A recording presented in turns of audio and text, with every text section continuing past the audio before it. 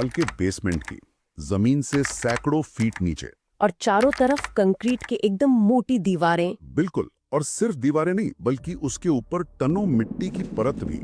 मतलब ऊपर जमीन पर जो भी प्रलय आई ना, उसकी एक खरोंच तक इस बेसमेंट की दीवारों पर नहीं पहुंची।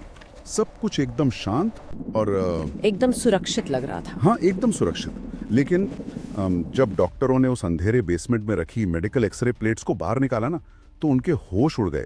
बाप रे, वो तो पूरी तरह से बर्बाद हो चुकी थी। सही कहा। वो सारी की सारी प्लेट्स पर ऐसी धुंध छा गई थी जैसे किसी ने उन्हें सीधे तेज रोशनी में रख दिया हो। जबकि वो तो गहरे अंधेरे में रखी थी। हाँ, ऊपर की दुनिया को आधिकारिक तौर पर यह बताया जा रहा था कि खतरा टल चुका है, सब सुरक्षित है। लेकिन उस अंधेरे बेसमेंट में रखा वो खामोश भौतिक सबूत कुछ और ही कहानी कह रहा था। एक ऐसी अदृश्य ताकत थी जिसने धरती, मिट्टी और कंक्रीट को ऐसे चीर दिया था जैसे वो हवा हो। तो आज की इस गहन चर्चा में हम 1945 की हिरोशिमा बमबारी से जुड़े कुछ ऐसे ही ऐतिहासिक दस्तावेजों और सबूतों को खंगाल रहे हैं जिन्हें दशकों तक टॉप सीक्रेट की मुहर लगाकर दुनिया की नजरों से छिपा कर रखा गया। और ये बहुत जरूरी भी है क्योंकि वो महज एक इतिहास का पन्ना नहीं है। बिल्कुल नहीं। हमारा मिशन आज ये समझना है कि उस दिन केवल एक शहर नहीं जला था, बल्कि विज्ञान और राजनीति का एक ऐसा अध्याय लिखा गया था जिसके नियम आज भी हमारे ऊपर मंडरा रहे हैं। हाँ, और उनका असर आज भी है। तो चलिए इसे समझते हैं, क्योंकि 20वीं सदी का सबसे बड़ा सफेद झूठ किसी सरकारी प्रेस रिलीज में नहीं, बल्कि उसी अस्पताल के अंधेरे बेसमेंट में दफन था। मैं कहूंगी कि उस बेसमेंट की ये घटना महज एक ऐतिहासिक किस्सा नहीं है, ये भौतिक विज्ञान का एक ऐसा सच है जिसे राजनीतिक ताकत से दबाने की पूरी कोशिश की गई थी।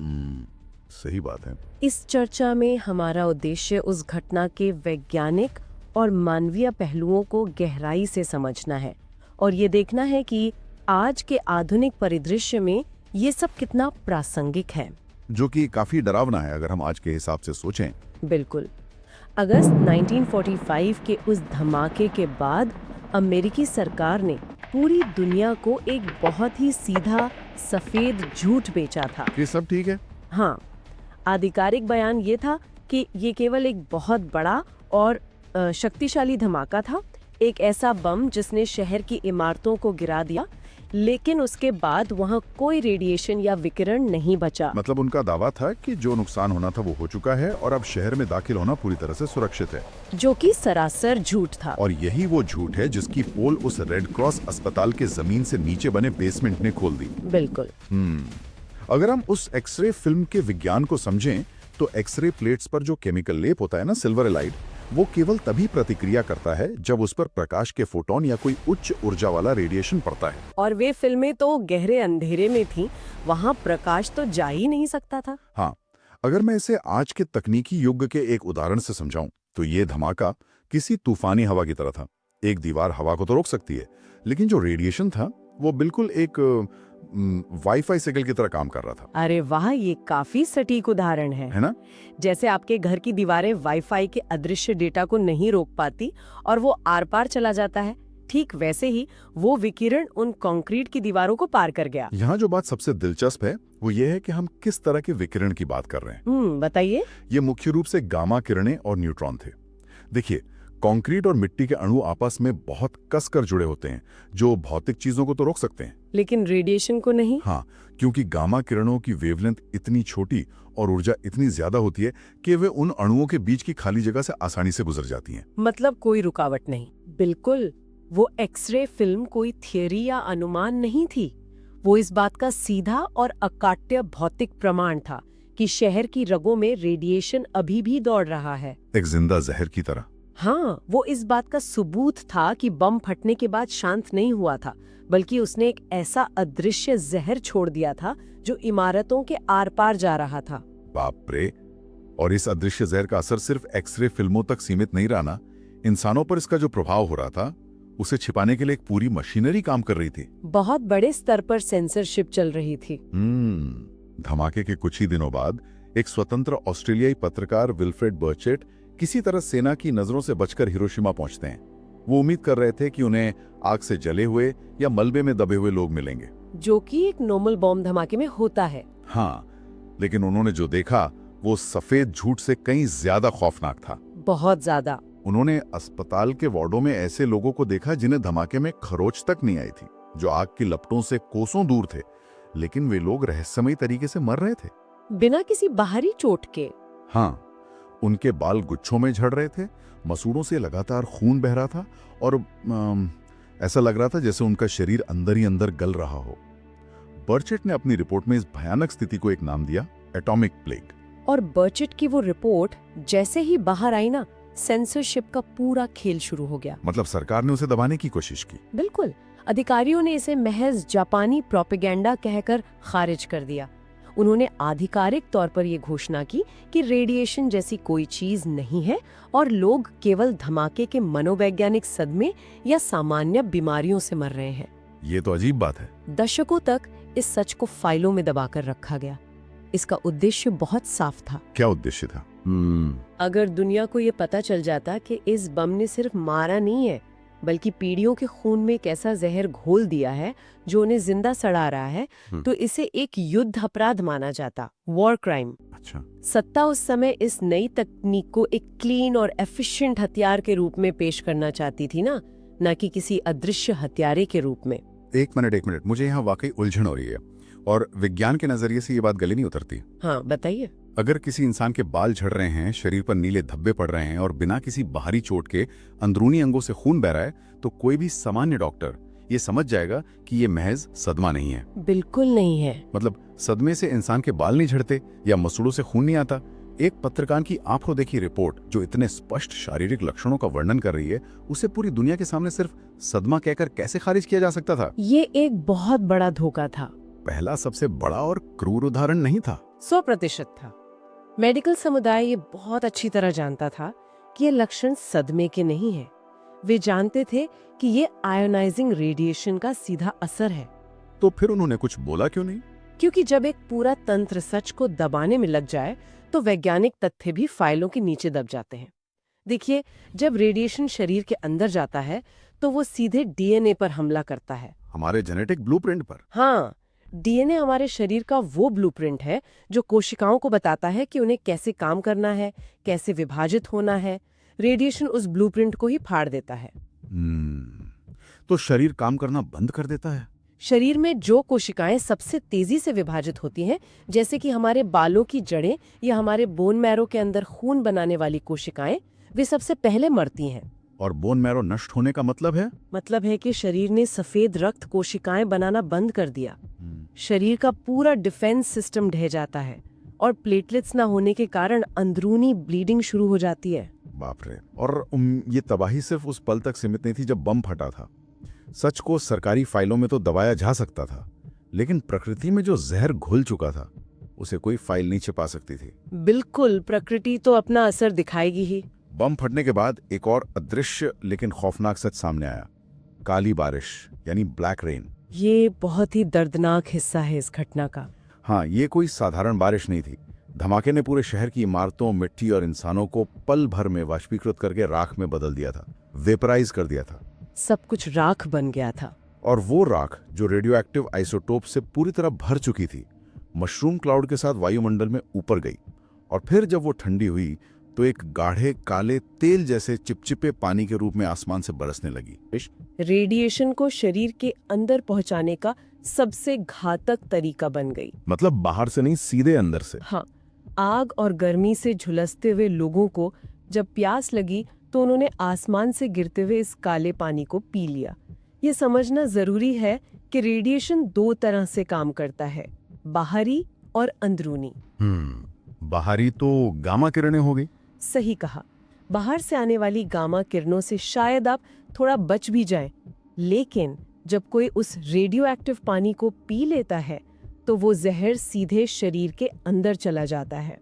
यानी अल्फा और बीटा पार्टिकल्स। हाँ, वो अंगों पर चिपक जाता है और अंदर से लगातार डीएनए को काटता रहता है। ये तो बहुत खौफनाक है।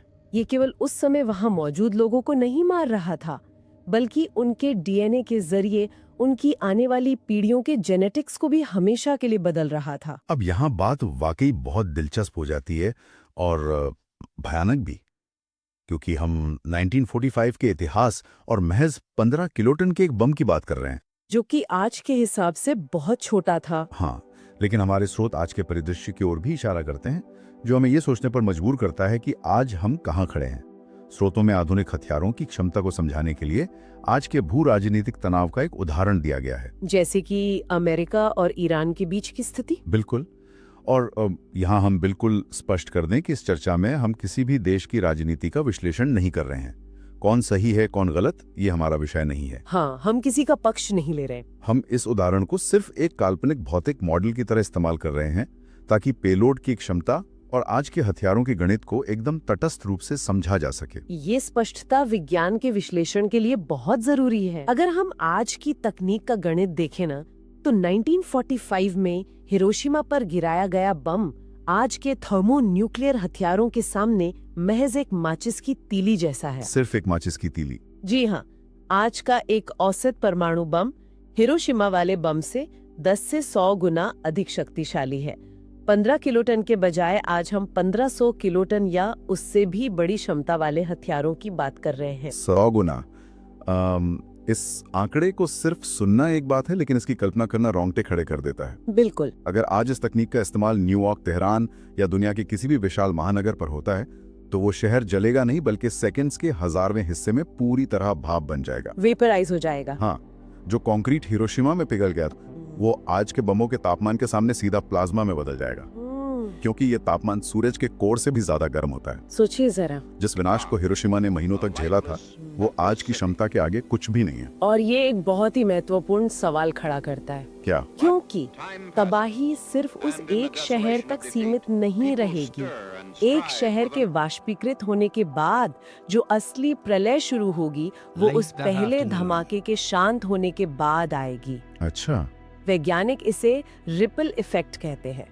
हिरोशिमा में हमने जो काली बारिश और धुएं का गुबार देखा था, वो आधुनिक परमाणु युद्ध की स्थिति में एक वैश्विक घटना बन जाएगा, ग्लोबल इवेंट। मतलब पूरी दुनिया पर असर? हाँ, दर्जनों आधुनिक बमों के फटने से जो आग का तूफान उठेगा, जिसे फायर स्टॉर्म कहते हैं, वो लाखों टन रेडियो एक्टिव राख और काले धुएं को वायुमंडल की सबसे ऊपरी परतों तक धकेल देगा। लेकिन यहाँ एक सवाल उठता है, अगर आसमान में धुआं जाता भी है, तो क्या बारिश उसे धोकर साफ नहीं कर देगी? मतलब जैसे सामान्य जंगलों की आग के बाद होता है। यही वो अंतर है जो न्यूक्लियर विंटर यानी परमाणु शीतकाल को इतना भयानक बनाता है। कैसे? देखिए, सामान्य आग का धुआं ट्रोपोस्फियर में रहता है, जहाँ बादल बनते हैं और बारिश उसे धो देती है।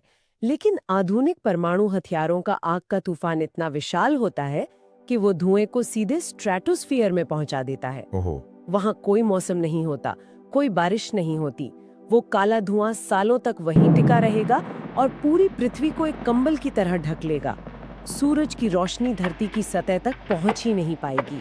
तापमान अचानक से बहुत नीचे गिर जाएगा। यानी पूरी दुनिया में एक ऐसा अंधकार और ठंड छा जाएगी जिसे मानव सभ्यता ने कभी महसूस नहीं किया। कभी नहीं। अगर सूरज की रोशनी धरती तक नहीं पहुंचेगी, तो पेड़ों और पौधों में प्रकाश संश्लेषण यानी फोटोसिंथेसिस पूरी तरह रुक जाएगा। और इसका मतलब है खाने की कमी। हाँ। दुनिया भर में फसलें एक ही सीजन में बर्बाद हो जाएंगी। इसका सीधा सा मतलब है अकाल।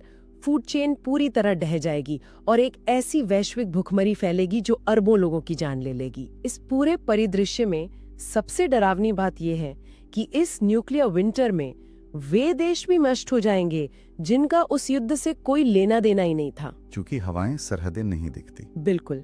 वायुमंडल की हवाएं और मौसम के चक्र किसी देश के नक्शों को नहीं पहचानते। रेडियो एक्टिव जहर, सूरज की रोशनी का छिन जाना और अकाल, ये सब पूरी दुनिया को अपनी चपेट में ले लेगा। मतलब कोई नहीं बचेगा। एक ऐसा युद्ध जो शायद दो देशों के बीच किसी राजनीतिक विवाद से शुरू हो, वो अंततः पूरी मानवता के लिए एक सामूहिक आत्महत्या का बटन साबित होगा। इन सब बातों को जोड़कर देखने पर यह बिल्कुल साफ हो जाता है कि क्यों 1945 में उस अस्पताल के बेसमेंट की एक्सरे फिल्मों और बर्चट की रिपोर्ट को छुपाने की इतनी बेताबी थी। हाँ, वो सच बहुत कड़वा था। क्योंकि अगर वो सच, वो एटॉमिक प्लेग और पीढ़ियों तक चलने वाले जेनेटिक विनाश का सच उसी समय पूरी दुनिया के सामने बिना किसी फिल्टर के आ जाता, तो शायद हथियारों की ये जो अंधी दौड़ आज हम देख रहे हैं, उसे जनता कभी स्वीकार ही नहीं करती। लोग रज देते। इतिहास हमेशा विजेताओं द्वारा लिखा जाता है। वे अपनी सुविधानुसार कहानियां गढ़ते हैं, लेकिन भौतिक विज्ञान के नियम किसी की सत्ता या प्रोपोगेंडा को नहीं मानते। बिल्कुल सही कहा। सच जमीन के नीचे दबी उन धुंधली एक्सरे फिल्मों की तरह अंधेरे को चीरकर कभी न कभी अपना रास्ता खोज ही लेता है। इस पूरी चर्चा का सार यही है कि 1945 की वो त्रासदी केवल इतिहास की एक किताब का पन्ना नहीं है, वो हमारे आज और भविष्य के लिए एक बहुत बड़ी चेतावनी है। एक अलार्म बेल है। हिरोशिमा के उस खामोश बेसमेंट ने दशकों पहले ये साबित कर दिया था कि परमाणु हथियार किसी एक सेना को हराने या जमीन जीतने का साधन नहीं है, ये पूरी पृथ्वी के जीव मंडल को रीसेट करने की चाबी है, सब कुछ खत्म करने की चाबी।